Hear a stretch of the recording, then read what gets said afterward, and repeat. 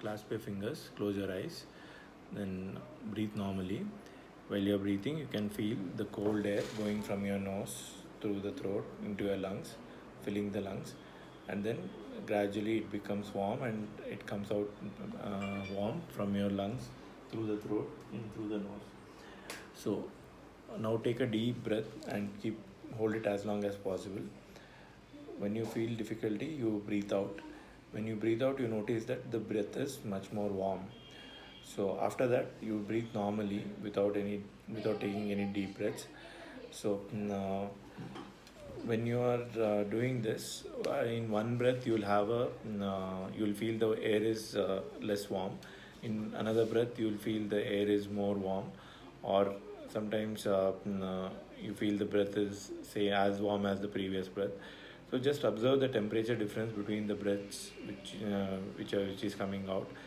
So gradually you'll forget about the thoughts, you'll forget about the past and the future. When you focus on the breathing and be present in the situation, then your body will heal naturally. So no, you don't need much of medicines or any no, and your diseases come under control. So this is what Buddha taught us, the Anapanasati meditation. So but what we do is we fear as though if we don't think, no, we won't be alive. So we'll be every second we'll be thinking about, worrying about what has happened in the past, or worrying about what will happen in the future. So let go both the past and the future thoughts and just focus on the present. Gradually your thoughts will go from today to yesterday, then 1 week ago, month or year or 10 years ago. So some of the thoughts are very strong thoughts with lot of emotions which are buried deep rooted into in your mind. So analyze those thoughts. It might be a small thing like your dad might not have bought you a toy, so you would have felt very angry or frustrated or sad at that moment, and you still feel the same anger or sad whenever you think of it. So what you need to do is you need to heal those emotions. How you do is you now by now you would have realized that that was a very small issue for which you had created such a lot of emotion into in your mind. So it was not necessary. So what you can do is you can heal your emotion associated with the thought. The thought won't go away, but the emotions will ease out. So once the emotions are removed, you'll be more calm and more relaxed. Because what happens is whenever if you ask somebody and somebody doesn't give you, you'll be your emotions will be attached to that old thought, and the amount of that number of years of what is it called, the emotion with interest will come suddenly. So that is how our present actions are based on our previous emotions. So once we disconnect those emotions, our present situations will be can be handled very smoothly and very peacefully. So gradually heal the previous thoughts. Similarly, somebody might have hurt you, somebody might have caused you some problem. So what you need to do is go talk to them saying that you had done this, I still feel sad about it, or frustrated or angry about it.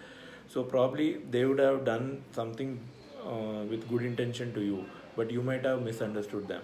So once they clarify you what exactly had happened, then probably you will your thought process will definitely change and you will feel more relaxed. So that there the emotion gets healed, and your perspective for that memory of what do you say event will totally change. So you'll be more happy with that and more contented. But sometimes they might have done something by mistake. So they might tell sorry to you, they might give you some compensation. So that will actually make you better, and you will definitely let go the frustration or anger in you, and you'll benefit also with that. So if you get a compensation for that. Or sometimes some might be very greedy, and they might say whatever I did for myself, I don't care about you. So then you should tell them that it is wrong what you did, you have hurt me, and not repenting for it, you are hurting your own soul. You will reap the consequences of it. Karma will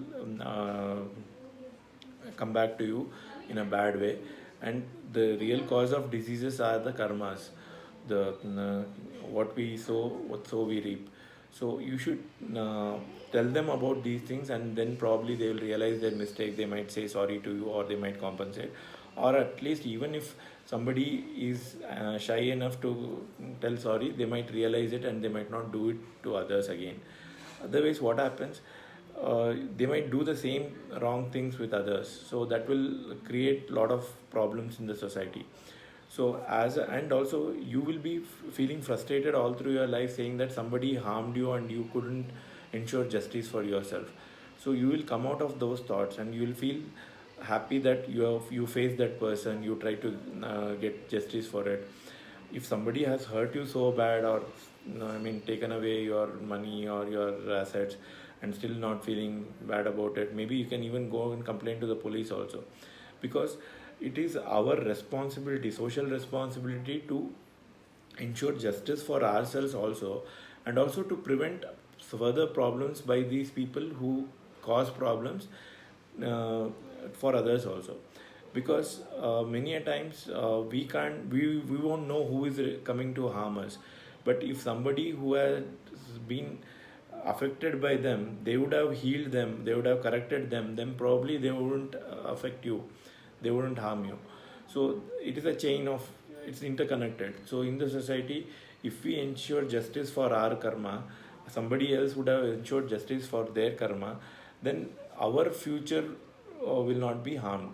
So it is a mutual give and take policy. So this is what I call indirect karma or paraksha karma. So this is what is our real social human responsibility which we need to do.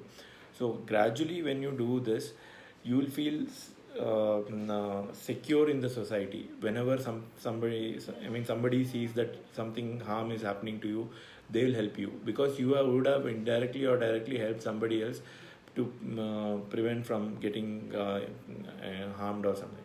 So what you need to do is develop this attitude, ensure that the other person also reforms to become a better person. So if he becomes a better person, somebody who has caused you damage, then his family, his will be benefited. So and his soul will be benefited, his karma will be cleansed. So that is what is the actual responsibility we should be doing. That is the real dharma, the dharma of truth of our emotions, truth of our thoughts, truth of our words, and truth of our deeds. So when we are in sync with this truth, then we'll be healthy. When there is a dysynchrony between our thoughts, words, and actions, then we'll have diseases.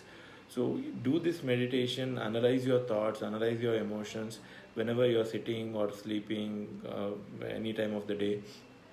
Then gradually heal your emotions. You'll be a stronger person and you won't need much medicines. Medicines you can take temporarily for some time being till your symptoms come down. But once you heal your mind, your thoughts, then most often many of the diseases won't need any medicines. So this is what is the healing power within you. You have to reactivate it. That reactivation can happen only when you are truthful to yourself in thought, words, and actions. And thoughts is whatever the past thoughts also, the present and the future thoughts also. And speak your mind. When you speak the truth, probably you might be true many a times. You might create awareness in many. So that will be a beneficial thing for everybody. Sometimes you might have misunderstood. Others will correct you.